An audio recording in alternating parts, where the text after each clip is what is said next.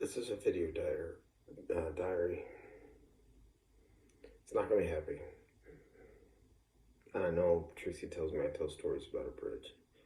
But I'm gonna tell you something about this world we live in.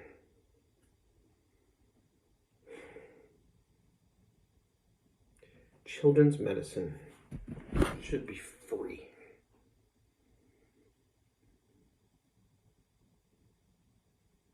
Should be free. You got these little babies sick. Now I understand doctors have to make a living and hospitals have to make some money. But what the heck? When I was sick, when I was a kid, I went through chemo, stage 4 Hodgkin's lymphoma, and radiation when I was 15. My first medical bill that my dad had to pay out of pocket was $25,000 for the first month. That was back in 90 something. I don't even remember. I was 15. I was born in 82. You do the math. I don't even remember. I just heard a nasty story about a kid that died. Mom and dad basically went bankrupt taking care of their kid.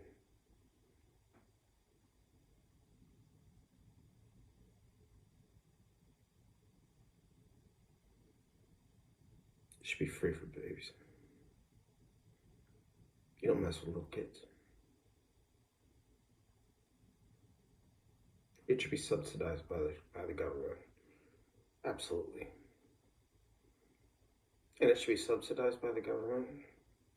I will gladly increase my taxes if it's going to go to the right source and the right people to help. I work at an elementary school, special needs with the deaf. I have 18 students that I work with.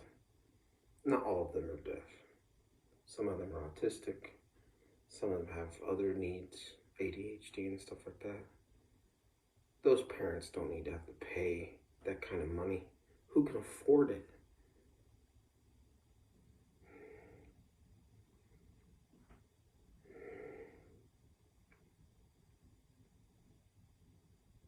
It just pisses me off. I'm sorry. I don't know if anyone's ever going to see this video, but it's just not right. It's not right. I just watched a video of a little boy who had neuroblastoma. My wife's little sister passed away from that a long time ago.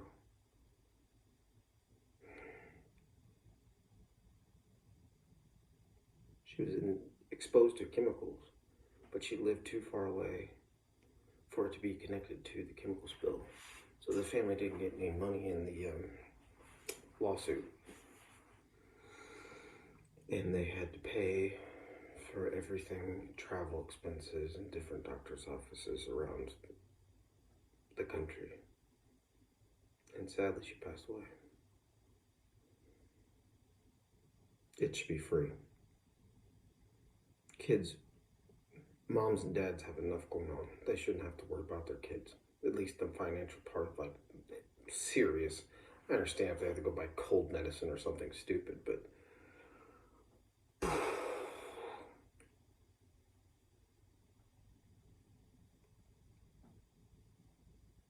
I just don't get it. It's greed.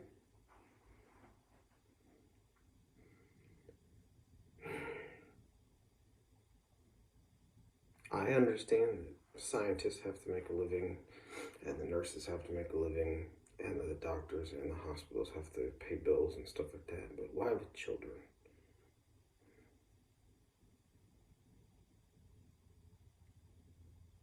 And I know you could feel the whole thing. It's like, well, it's the government. Well, okay. And no one wants to pay extra tax money. You know what? If it actually went for something special like that, I'd pay more. If it went for what it was supposed to be for.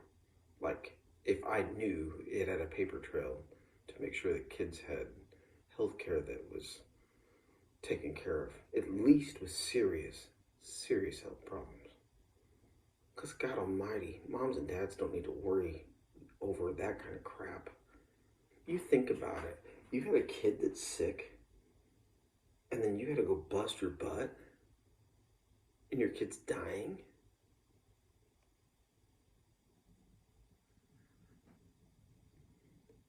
Those last months, year, 2 years, or less, you don't even get to spend it with your child because you have to go work.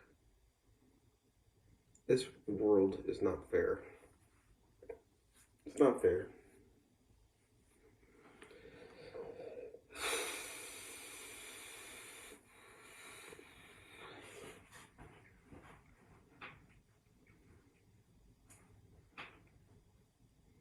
I went through it as a kid.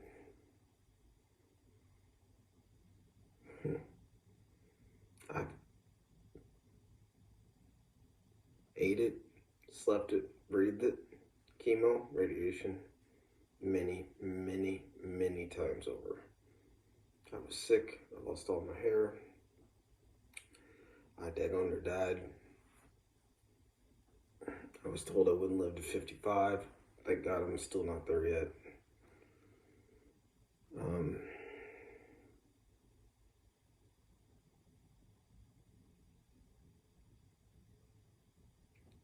Moms and dads shouldn't have to worry about that stuff. They already got enough to think about. When your kid's up at night throwing up, there was one day, I'm going to tell you the story, it's kind of sad. The hospital wouldn't give me Zofran, which is an anti-nausea medication. They didn't refuse, but they didn't offer. My second chemo treatment. Now, understand, I wasn't a little kid. I mean, I was 15. So I kind of understood what was going on, for the most part.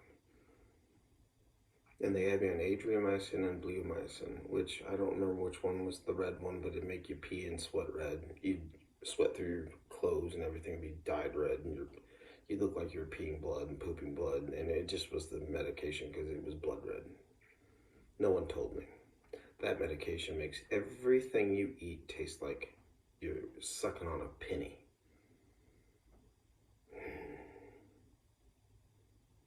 And I can honestly tell you from personal experience, going through chemo, at least back then, I don't know about now, I'm sure medications have gotten better, but they're probably way more expensive.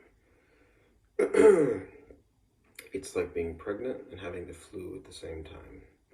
That day I went home, I threw up 30 times. I counted. I had tally marks. 30. You throw up 30 times, you have nothing in your stomach. All I did was lay on the bathroom floor, and I would go eat a little bit, typically potato chips because they're bland, like just regular like Lay's potato chips because they're easy to throw up. Oh, and yes, I learned absolutely what you should and should not eat. Taco Bell? No. Crab legs? No. Spaghetti sauce of any kind whatsoever? No, sir. That will burn and burn your throat. Let's see what else. Stay away from nuts and corn because they get stuck in your nose. Beans are not, no. Bland foods, just salty stuff is kind of better, especially for where I had cancer, because if you see my scar, this is where they did the biopsy, but I had 2 tumors here. It went into my lungs, and I had 2 tumors next to my esophagus down here, or whatever you want to call it. And it was in my, like, the lymph nodes in my armpits. And, but I can tell you from personal experience, you better take that Zofran.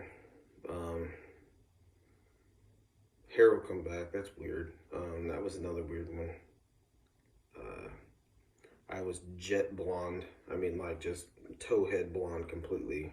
I know the camera makes it look like I'm a little bit blonde, but yeah, not as what I used to be. I mean, like, blonde.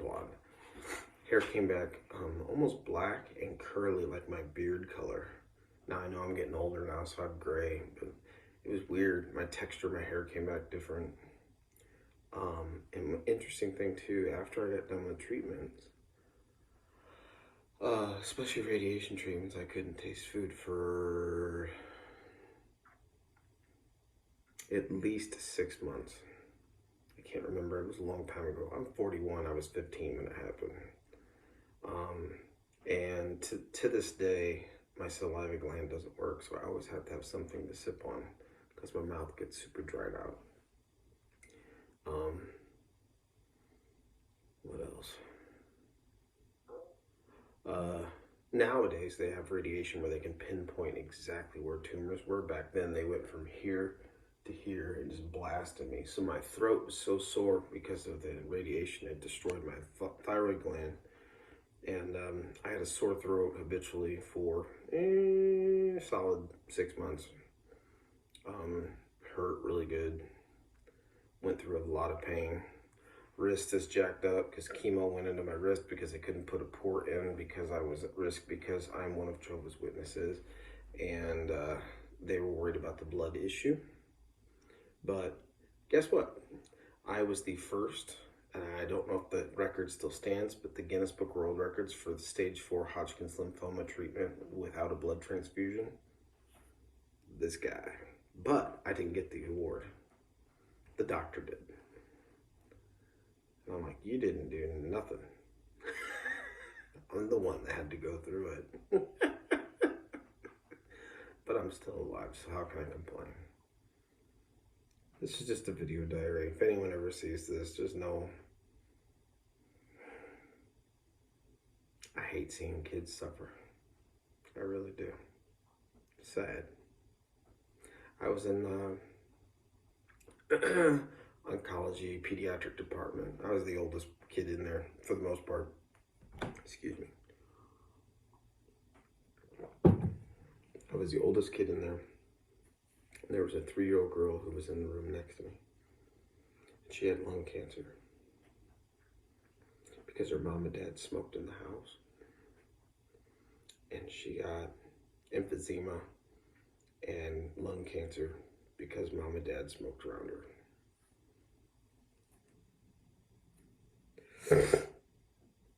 She died. That's child abuse. Period. Now, this was a long time ago when back then you could smoke in restaurants and, you know, smoke around kids and stuff like that. And I mean, I don't know what the rules are for a home. I have no idea. I don't smoke. But it was really sad. I was there the day she died. Mom and dad are crying. They're gonna go outside and smoke a cigarette because they're stressed out. It's like, you basically killed your kid. Or at least set her up for failure. It was a sad day. All the nursing staff were crying. She was a cute little girl. I hung out with her a little bit. We played, they had a small little outdoor area, like a play area at the hospital. I played ball with her a couple times. Like just only, it was like a little ball. She was cute.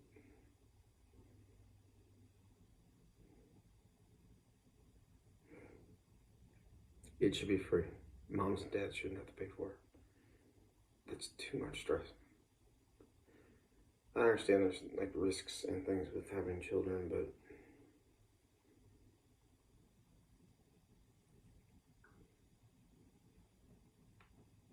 I don't know. We need to protect our babies. And I don't even have one.